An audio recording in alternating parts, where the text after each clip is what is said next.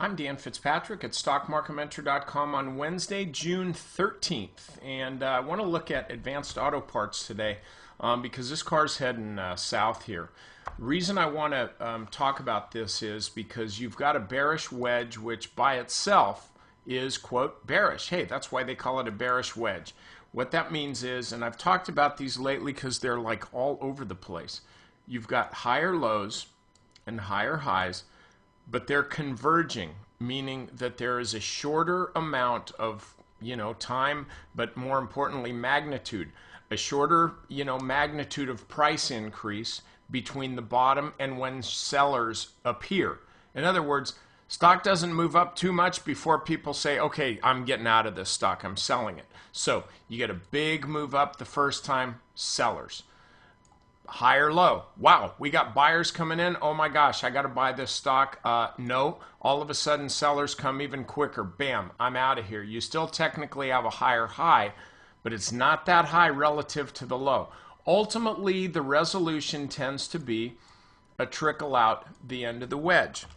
Now, what's a prerequisite to this whole pattern is a downtrend to begin with. This is known as a continuation pattern. In other words, whatever the prevailing trend was before, that's what you can expect as a continuation after this pattern resolves. Okay, so here we got a downtrend. We're expecting it to go down. Again, by the way, and members, I talk about this a lot in the strategy session. In the retail sectors, there are a bunch of stocks that are looking, a bunch of retail stocks that are looking a little bit like this or close to it. And so we're really looking at stuff on the short side. So here's one. Now it trades only 1.4 million a day. That's, liquid enough to short, but you trade your own account. I'm not going to trade it for you. All I'm saying is that this major move today on Wednesday on volume, little bit higher than average, but we'll just call it average volume. This is a move that looks to me like it's going to get going further south. So look for it certainly to test the lower Bollinger Band.